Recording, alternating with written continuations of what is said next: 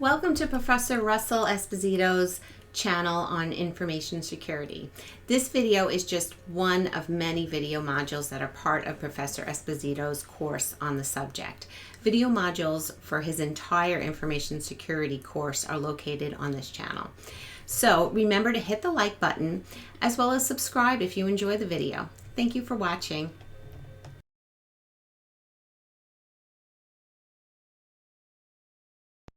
There are three broad categories of threats: external, natural disasters, and man-made. Some overlap among them, but this sort of gives you the general concept. So external could be a power utility that has an outage, or an internet service provider outage, whether it's intentional or sabotage or unintentional. Certainly political turmoil, whether direct or collateral damage, can cause an issue to either a data center or to power supply or internet services.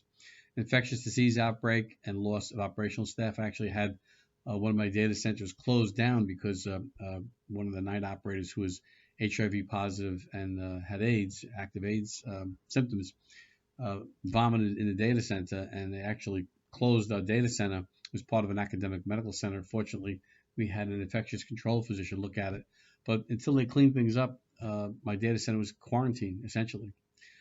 So lots of things can happen that's sort of unexpected in this business. Natural disasters, obviously, hurricane, lightning strike, fire, earthquake, a flood. Flood, we also had a situation where we had not so much a natural disaster, I'm not sure how you classify it, but a pipe broke right over our UPS, our battery backup, and water was pouring onto this high-powered, high voltage, high amperage power supply. And one of my employees actually took a wooden broom handle and stood far enough from the puddle to be able to hit the off switch, which was quite a risk for this guy's part. But things happen in this business that are pretty unexpected. And then there's man-made, intentionally man-made disasters or threats, intentional or malicious cutting of network cables, whether they're LAN or local area network or wide area network cables. Something as simple as accidentally turning off a server that someone thought was not necessary. Physical sabotage, negligence, of course, not keeping servers up to date in terms of, virus protection. And network attacks through sniffers or hacking or other espionage. Disgruntled employees could be a major risk as well. Okay, so we talked about the possible threats, categories of threats. Let's talk a little bit about the four basic categories of physical controls. And the first two on this slide, there's four: deterrent, preventive. That on this slide, we'll also talk about detective and compensating controls as well to help protect your environment, your information, and your assets. So a deterrent is something like a sign or a proper night lighting, a guard. A security guard could be a deterrent. Security guard could also be a preventive measure because it could actually stop somebody potentially. And there are preventive measures that go beyond deterrents, like fences, barricades, locks, stud hinges, which we'll talk about in a second, biometric locks, man traps, which are these dual locking door access sort of closets almost, where you walk into one door and it closes behind you, and then you have to unlock the next door. And then meanwhile, no one else could follow you. And sort of like sometimes you see for ATM machines next to banks or in the lobbies of banks. And obviously proper building geographic location for a data center and floor selection. You want to have it's a large data center. You'll have a raised floor, so cables could be beneath it, and you'll have some water detection systems perhaps under the raised floor. As far as these special hinges, if a door has opens to the outside, and the pin that holds the hinge together vertically is on the outside of the door, someone could take a screwdriver, a chisel, and just sort of pop up that pin, separate the two pieces of the hinge, and simply open the door, pull the door off the hinge essentially by separating the hinge. So if you have the situation where a door opens out and you have the hinge on the outside, you need these kinds of specialized hinges so that you can't just simply slide the door out, because these studs that enter the holes prevent the hinge from sliding apart. So those are the two of the four detective and preventive controls. Okay, on this slide we'll cover the other two physical controls, detective controls and compensating controls. So detective controls are things like sensors and alarms for detecting unauthorized people or water leaks, floods, motion, through heat sensors and cameras. Cameras can be a deterrent as well, as we mentioned earlier, but it could also be a detective control because it could be recording and have some detective analysis subsequently. And water leaks can be monitored with certain sensors beneath the raised floor, so that as the water may rise beneath the raised floor, you'll be alerted if there's any dampness or water down there to take care of whatever the situation might be. And then HVAC, so heating, ventilation, air control, and air conditioning. There are sensors for temperature. Obviously data centers need to be air conditioned. There are humidity sensors are as well to protect the systems from damaging. You can have very simple, actually, USB sort of little sticks you can put into the back of a server to help monitor what's happening with the temperature of the server or the room, humidity as well, and alert you through a text message or an email or a phone call. And then there's compensating controls. And the compensating controls, they don't prevent a problem, but they allow for recovery. So obviously if you lose power supply, your UPS should kick in, your battery backup. Large facilities also have generators in addition to their backup batteries. And in offsite backups where you have you may have not just data stored, but you may also have servers, in what's called a disaster recovery site. We'll talk about the various types of cold, warm, and hot sites that there are. And of course, there's fire suppression systems as a compensating control. If you have a fire, there are different sorts of chemicals that are released into the room to suppress the fire or extinguish the fire.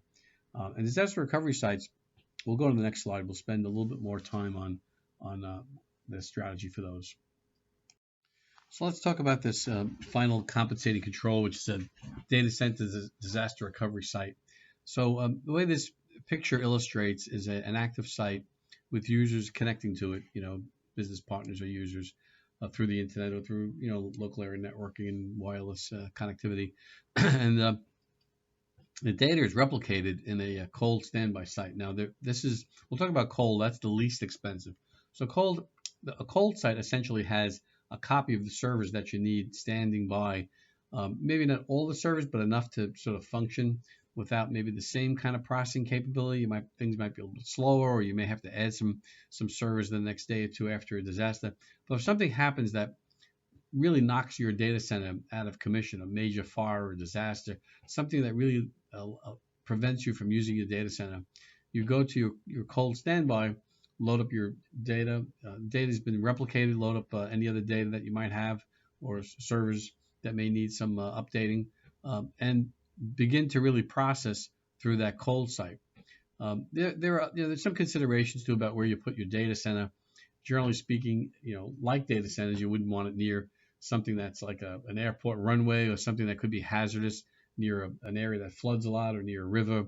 Some of the very large data centers that Amazon and Microsoft and others, Google, have is they actually locate them fairly close to the data centers, and disaster recovery centers are close to hydroelectric dams because they want to be close to power supplies. Now, I'm not saying that every company can do that or wants to do that or could afford to do that, but these are the sort of things you need to consider when you locate your data center and your backup site, your DR site, disaster recovery site.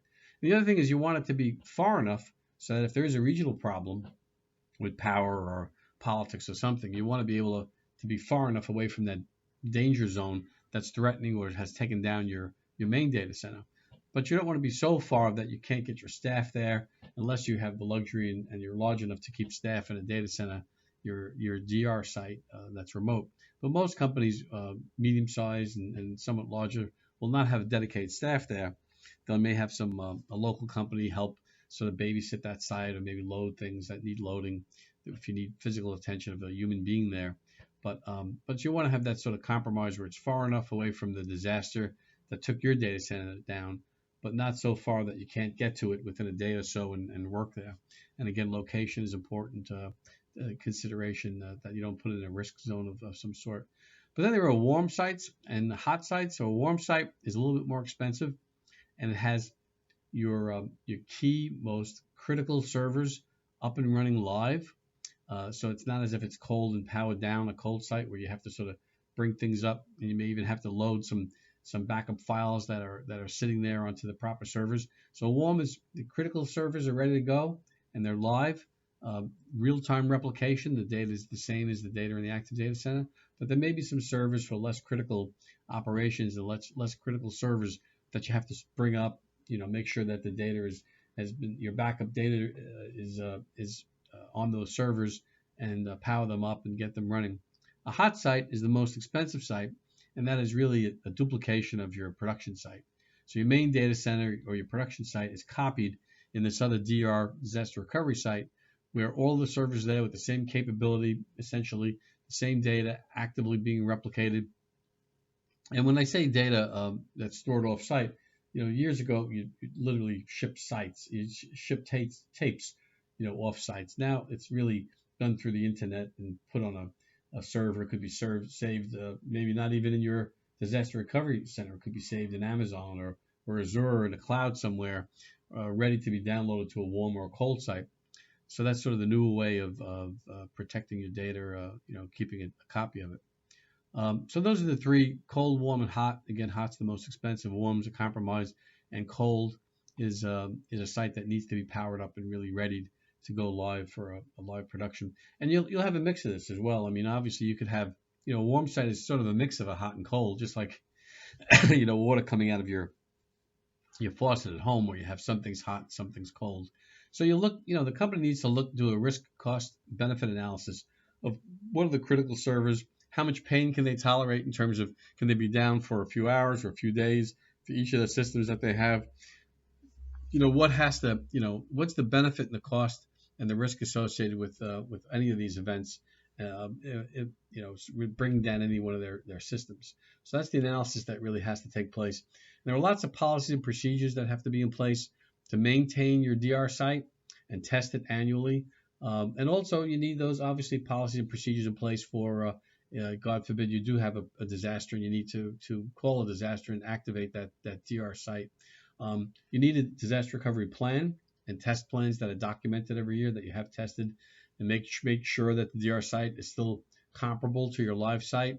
And I always recommend that executives should have in their home a bound hard copy of the disaster recovery plan, phone numbers, who to contact, and in addition to that, have a wherever you put it, but put it outside of your data center on a whether it's GoDaddy or Amazon or IBM, it doesn't matter, but have a website that stores, with credentials, passwords, so it's not open to the public, has your disaster recovery plan for your DR site online somewhere remotely, so that you can still know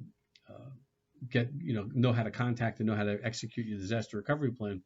And a communication plan is a very important part of your disaster recovery plan. So you know how to communicate, you know how to whether it's going to be phone calls or text messages. And you could use a server. There are some companies out there that have services that will provide you. I think one of them is called SendWordNow. And SendWordNow is a cloud-based external from your network service where you can use and in advance store phone numbers and text options for texting and emailing, phone numbers and email addresses, so you could communicate should your email server be down and your data center is completely unavailable. So you need a plan, store it in a cloud offsite, store hard copies in your home, because your home might be part of a regional blackout and you can't get to this SendWordNow. You can't get to a copy of your plan. So you need the plan, in your home as well, or in a remote location. If you have two homes, you really need them in both homes.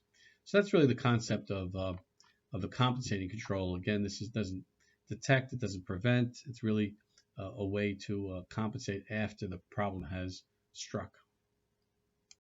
Okay, so we've looked at 4 categories of physical controls: deterrent, preventive, detective, and compensating.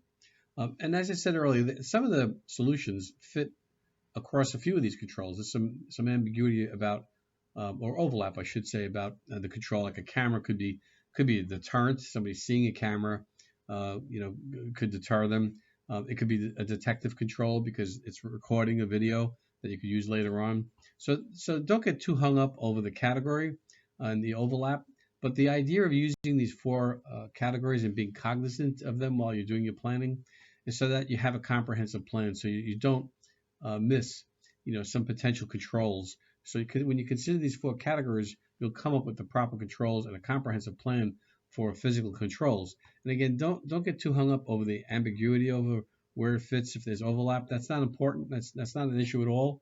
It's just using these four categories to sort of get your creativity going and thinking about the possible controls that you could use as you consider these four different categories of physical control. With regard to securing a physical location, your data center or server room, there are lots of solutions today with smart cards, fingerprint, palm print, retinal, facial recognition. It replaces the old mechanical locks, which can be picked. They're not as secure as these other electronic solutions. So most places of work, where there's significant IT equipment, will have a smart card or fingerprint access, something along those lines, or touch buttons where you press a code in certain numbers, a numeric sequence. So there's lots of solutions. I'm sure you've seen these, in places you've worked as well, whether it's a data center or just securing an office location. We talked about the need to secure your data center and offices as well, obviously, which has access to networks and servers and through LANs or Wi-Fi.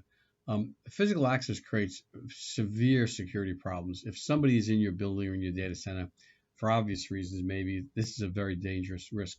Somebody could just sabotage, but some of the more insidious things that people have is either what's called a live CD or a bootable USB flash drive. And essentially, these CDs, or today it's more common to have a bootable USB drive, is you have a complete operating system on there. And you can boot up a system with this device, the CD or the USB. And what that gives you is the ability to control the system in many ways, because these USBs or CDs will also have hacking tools on them as well. And a very common one is called Kali Linux. And if you have a bootable USB, usually it'll boot up in Linux. You'll have Kali Linux on there.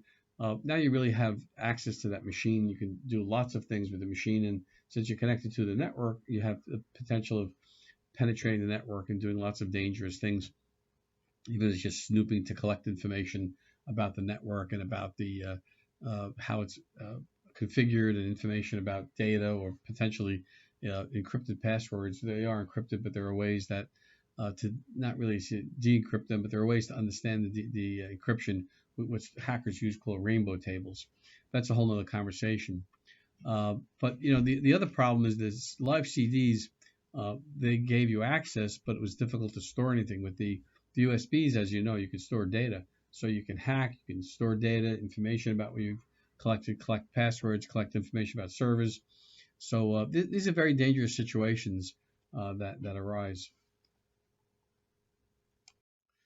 Okay, this last slide talks about rejected biometric technologies, CAT scan sign-ins, tongue prints, things like karaoke voice, which I find that one pretty cool. We're going to talk about some futuristic things that sound futuristic today, but in reality, you will probably see in your lifetime, I'm sure.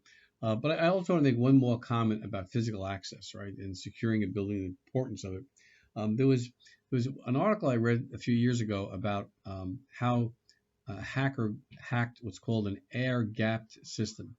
Now, what an air-gapped system is, it's a network or a set of servers that has no connectivity to the outside world, has no connection to the internet, no connection to another wide area network. I thought, how can you hack into that? Well, first of all, you do have to have physical presence, right? Again, the danger of physical presence. But what this particular hacker had done is created some software, and once the person had access to a machine, load this little software on the machine, on the server, that actually is sort of like Morse code. It actually controls, when somebody logs onto that machine, it controls the fan speed of the server, so that each character that somebody types in gets a different fan speed. And you think, well, what does fan speed have to do with hacking into this air-gapped server?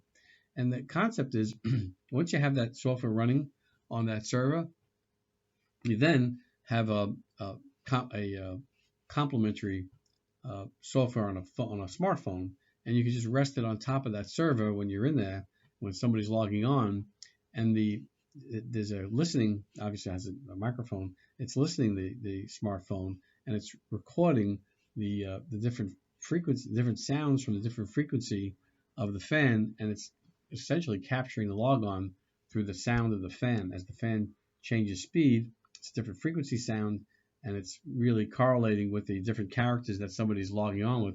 So they were able to actually capture passwords that way by having this software on the server which controlled the fan speed, and by listening with a simple smartphone and recording all of that and capturing then a password which gave them the ability to log on to this quote-unquote air-gapped server or systems, this network that had no outside connectivity.